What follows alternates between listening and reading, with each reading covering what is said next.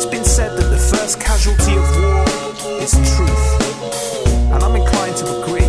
Listen, we live in an age of instant information, so isn't it strange that things have been... Hello, and welcome to episode 2 of the Tech Dirt podcast. Thanks for all the great feedback on the first episode. We really appreciated it. We've got a lot of great ideas planned for future episodes. This episode is actually a little bit different than last week's or the standard format that we expect for most future episodes. Instead, this is actually from a discussion that was held last week at the wonderful PII conference, PII standing for Privacy, Identity, and Innovation, an event that was held in Palo Alto. During the event, I interviewed Brad Burnham, a partner from the venture capital firm Union Square Ventures, on the topic of the paradox of data sharing. The idea was to discuss why it is that many of us are okay with sharing data in some circumstances, but not okay in others, and what that means. The actual conversation, as you'll soon hear, quickly turned to a slightly different issue, which is whether or not the debate over privacy is really the right focus after all, or whether or not control over one's data might be a better place to focus, leading to some interesting thoughts and ideas. I'd like to thank the team behind the PII event, mainly Natalie and Mark, and highly recommend that you check out their future events. They're really great. I'd also like to thank Brad Burnham for the discussion and the insights. And finally, thanks to Dan Bull for providing the theme music for the podcast. We'll be back soon with another episode. I hope you enjoy today's discussion. Just take a look. Nothing tells us more than raw data does. So it's important, it's all available to us. Plus, put up for debate and looked at. Thanks everyone for joining us, and thanks Brad. So we're going to talk about this idea of the paradox of data sharing. And I want to start out, I actually just this morning before heading down here and getting stuck in traffic like so many of you, while using Waze, which will come into this conversation, I had read something this morning on The Guardian, which I thought was in a longer article, but I thought the quote was really fitting. So I just wanted to quickly read this one little quote, and then can I ask you about sort of the relevance of it. So it was in a longer discussion, but it said, is it any surprise that GCHQ and NSA, GCHQ being the UK version of the NSA, have built up such an overwhelming array of surveillance tools, hoovering up the messages of whole countries at a time when, given the chance, many of us, it seems, build similar versions for those around us. And I think that sort of gets to the heart of some of what we're going to be discussing today, which is this idea that so many of us are very willing to share data, to give it out, and also to collect data on others around us. And we feel that opens up new and interesting possibilities, but the second the government comes in and does it, it becomes a scary privacy violation. So how do we square those two things, and why does one feel like good innovation and one feel like scary privacy violation? So I like the the comment in the earlier panel, or from the questioner, about this resource data being radioactive. It's incredibly powerful. It's incredibly risky, and we don't. I think the lesson of radioactivity was we didn't understand the consequences of things like long-term storage when we got into it, and I think that's a pretty good way to think about this problem. There is an enormous amount of power in the data, and there's an enormous amount of value in the data, value to individuals, that are returned to individuals by services. And Waze is a great example. There's another example in our portfolio. We work with a company called Duolingo, which is a language learning site, and they actually track every single mouse click of every single language learner, and they do it in order to be able to adapt the learning experience to each learner and be able to create a unique and very powerful learning environment. It's a very noble, positive thing. One of the most interesting things that they're able to do is they can replicate a test that takes 2 hours in the traditional model, and they can deliver the same result in 20 minutes because they can adapt the test very quickly to the level of the test taker. Those are good things. I mean, that's going to create value in society, and we have to figure out how to allow that to happen But at the same time, we have to recognize that that this is a very very, very dangerous set of data, and that we don't have a lot of controls about where it's going to end up. So, I mean, is part of it just the idea that it's okay when we're doing it ourselves by choice, and it's scary when the government is doing it, sort of coming in and taking that data and using it, or is it? But some would argue it's scary too when companies are doing that without our knowledge and beginning to do things with that data in ways that make us uncomfortable. So where's that line, I think, is the question. A lot of people like to draw the line between public and private. They make the point that the government can put you in jail and that companies can't put you in jail, and that therefore we really ought to make a very clean distinction between public data access and private data access.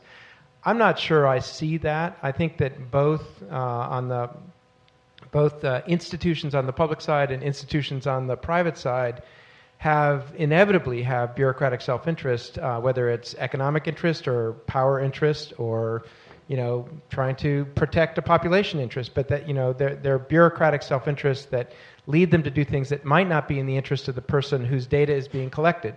And so making that distinction, I think instead we should be thinking in terms of the interest of the individual whose data is being collected, as opposed to the economic or political or power interests of the person doing the collecting.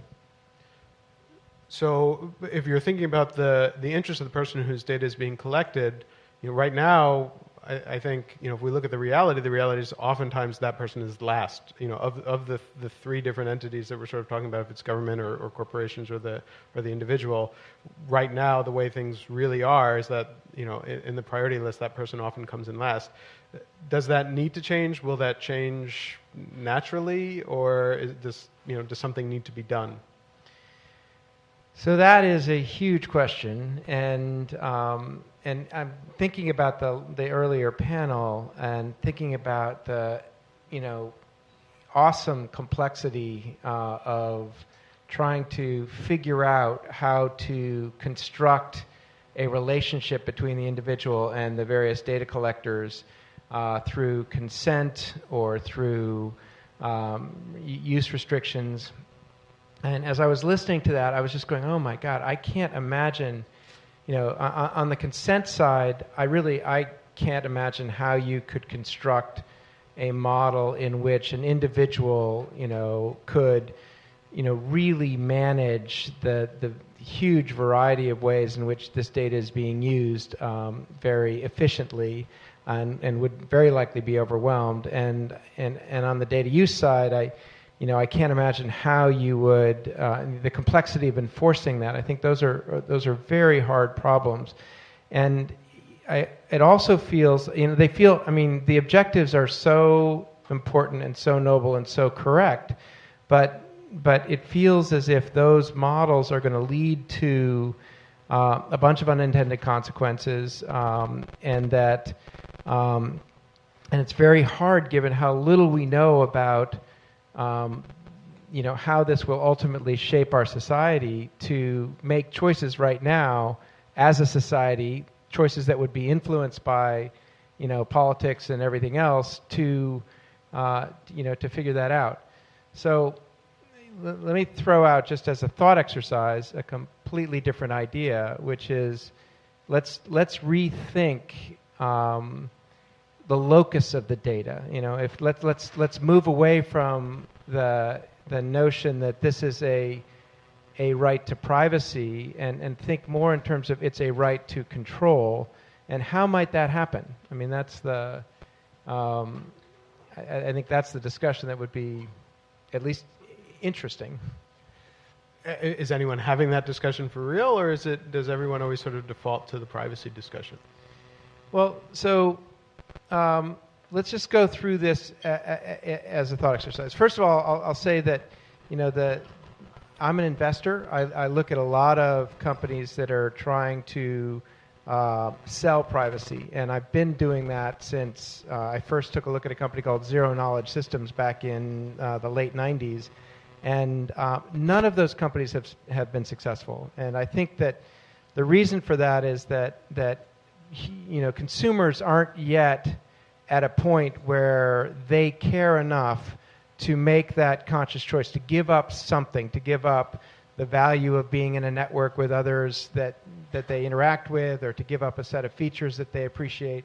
So they don't care yet enough to make that into a business. But there are glimmers that we're beginning to see. We're beginning to see, for instance, companies coming to us and saying, we don't actually even want the responsibility of having this data. We're seeing all these breaches. We're seeing the potential risk.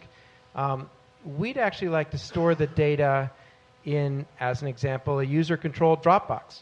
And we'd like to, instead of the model that exists today where the user's data ends up on our servers and we end up responsible for it, I want to put the data on a user server and I want to go to the data when I need it, as opposed to the other way around. So that's just a very early hint of some things that might happen.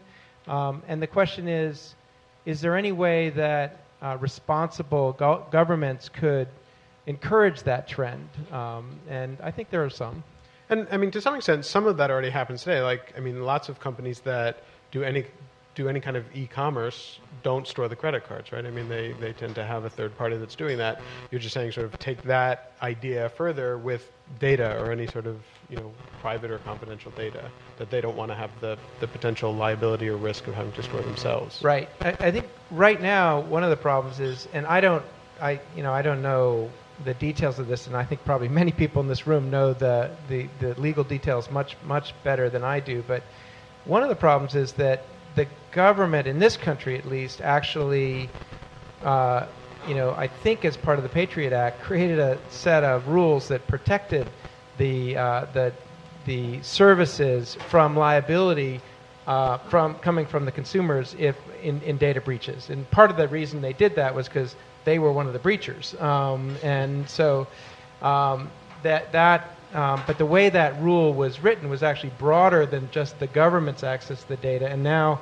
we have a situation where, it's kind of weird. And without that rule, you could imagine that anybody who collected personally identifiable data that could potentially be misused would be at some risk from a lawsuit coming from the consumer if that data was misused. So one thing we ought to do is we ought to think in terms of, undoing that protection from liability. If we did do that, and all of a sudden, companies began to experience a potential risk, then, offering those same companies the opportunity to of a safe harbor of some kind by saying, well, unless you store the data in a user-controlled account, then you're obviously it's the user's risk, and the user's making that choice themselves, and so you're not going to be held accountable. I mean, that's a possible evolution that you might see. So let me ask about sort of the other side of the coin of control. You were talking about allowing the user to control the data. There's an element to that I think that sort of gets left out of these discussions, which is the idea of transparency, right? So right now, so much of the concern and the worries and the anger when things go wrong is often because there wasn't transparency about how these things were being done, or even what level of control users did have in the past. So how much of this is really the responsibility of either, and you could see either corporations or policymakers being involved here in making it so that these things need to be much more transparent, so that the users, at least those who really want to understand what's happening, have the visibility into where their data is going, how it's being stored, what it's being used for, and then from that they may then demand the control or begin to take control themselves once they can actually see what's happening. So, I mean, I'm certainly not going to argue against transparency. I think transparency is a great thing.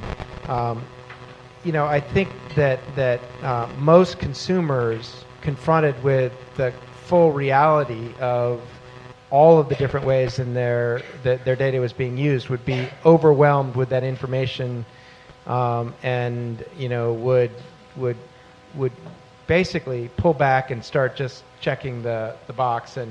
And so again, it's not real. There wouldn't be real consent because it's too complex. There are too many variables. There are too many possible interactions. And asking consumers to invest that much time and energy in understanding the implications and then make a conscious choice is a very, very high hurdle. So I think that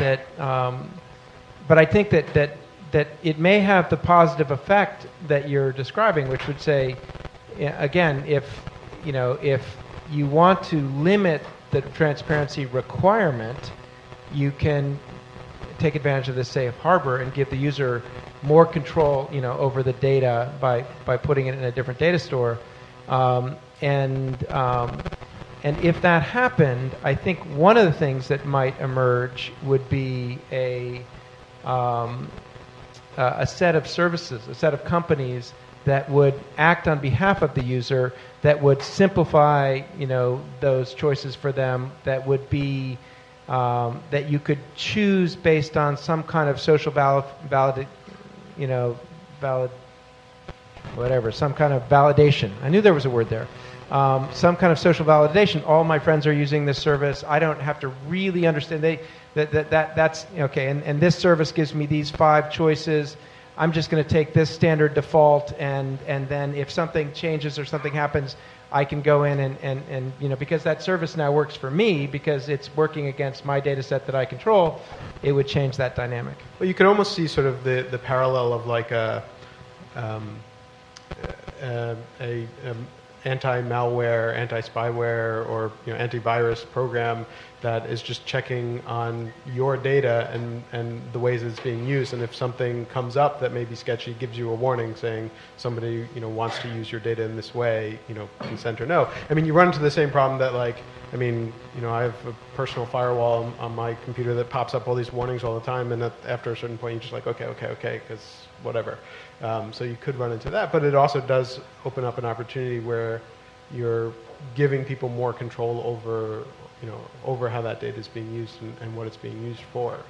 Absolutely. I don't know how you would implement that in the current world where the data is stored at each of the service providers, and you'd have to then be looking at the data collection problem, and you'd have to be looking at data going out as it was going out, and you'd have to somehow try and understand how it might be used, and you'd have to figure out, based on looking at it from the outside, how that data is being used by that particular service provider, which would be tricky. But if you again flip the model, if the data was stored in a user-controlled account and the service providers were accessing that data, then all of a sudden you'd have a very, very much different scenario. Yeah, absolutely. So I know we're going to start taking questions pretty soon. And we have this microphone up front. If anyone has questions, you can start getting lined up. But I wanted to just sort of get back to this, the overreaching question, the question that people keep coming back to, and was sort of the theme of this, which is, when it comes to the individual themselves, how much do you think they value any of this, right? So, one of the concerns that people talk about, especially on the privacy front, comes up all the time. People don't care enough about it for it to matter to them. Is it, well, one, is that true because you're shaking your head? But two, is it that, as these things begin to change and as these new opportunities come up, that they're more likely to become interested in it? Or is it that, some people keep predicting, and have been predicting for over a decade, is that there's going to be some big calamity that causes people to suddenly be concerned about it? Or do you think that it's just there's so much value that people get, whether they think through it or not, in giving up information and not really being concerned about it, that they're just going to continue to do that over time? So I'm not I don't have any particular expertise, but my gut reaction is that I don't think it's going to be a calamity. I think it's going to be more like the frog in the boiling water, and the question is, will the consumer jump out before the water gets too hot?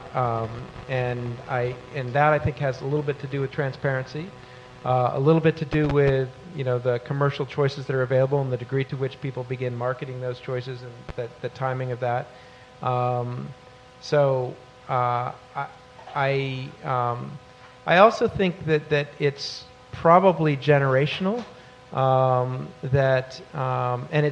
it's funny because on the one hand, people point to millennials and say they just don't care, and the people who care are the people who who try to get off the do not call, are on the do not call lists, and tend to be older, tend to feel like they're more concerned about their privacy. Millennials don't care.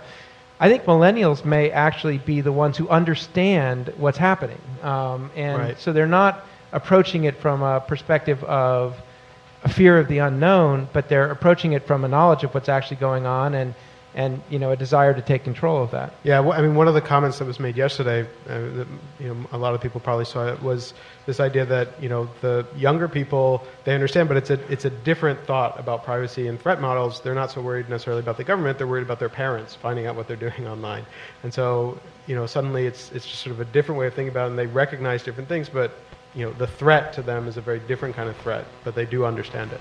So we have a question from the audience. Hi, yes, thanks. I'm really interested in this discussion, the idea of you shifting control back to the user.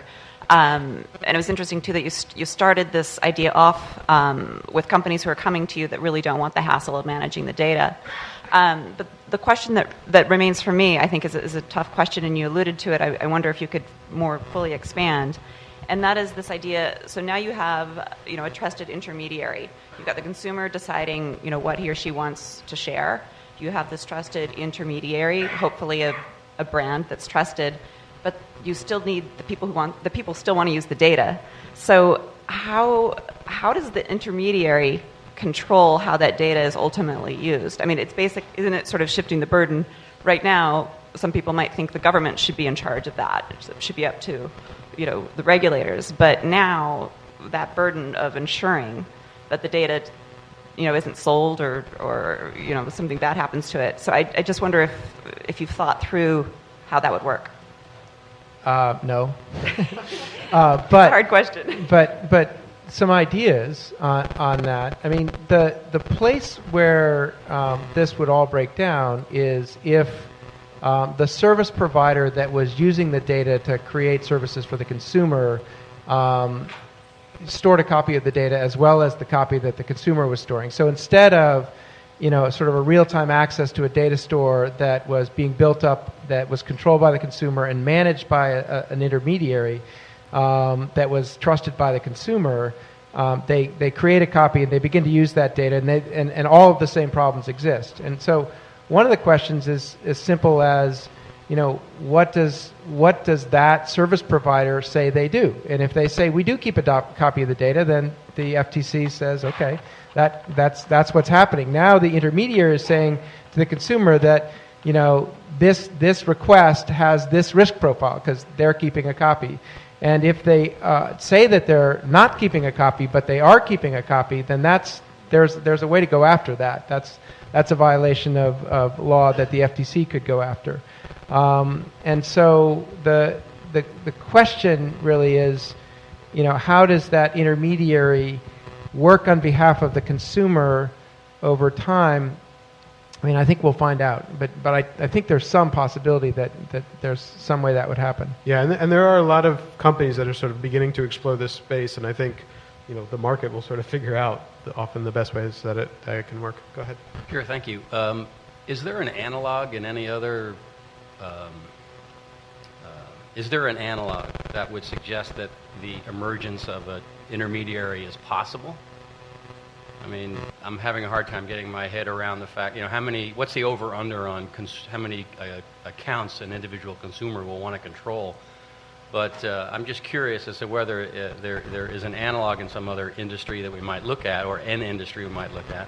And do you think that the service provider will emerge from a garage or the expansion of services by a current, perhaps trusted company? So I think that the current trusted companies, the big players who are gathering a lot of personally identifiable data in social media, a lot of one of the byproducts of this model is actually going to be a threat.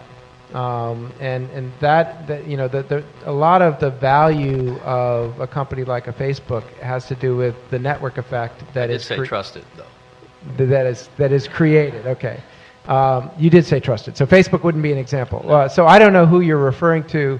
I'm thinking in terms of the big brands that currently collect a lot of data. Would one of them build a business, recognize this transition and make that leap from a current model which depends on the network effect and their control of the data to a model where they're representing the consumers? And I think that's unlikely, because I think it's very difficult for companies to make that transition. Even companies that are still controlled by founders and are relatively entrepreneurial, it's almost impossible for a company that's controlled by professional management but it's hard enough for somebody that. Yeah, the one thing I would say is that it's not a perfect analog, but I do think the example that I brought before of sort of credit cards and credit card information is at least somewhat analogous to this situation. It's just on a broader scale. But there are other things too, where companies are outsourcing different pieces of what they put together to companies that are more well established to handle all of it. But I think we're basically out of time. So Brad, thanks very much. Interesting discussion, and thanks to everyone here for listening. My pleasure. It's a shame that it's come to this, for freedom of speech, that we need a safe haven for people that leak. But you see, we speak what we seek, and we deceive what we speak, and that's the truth that's keeping us free. The truth will set you free. The truth will set you free. The issue's prickly when it comes to WikiLeaks. Different people see it differently and disagree. Does it pillory the bigotry of ministries of terror?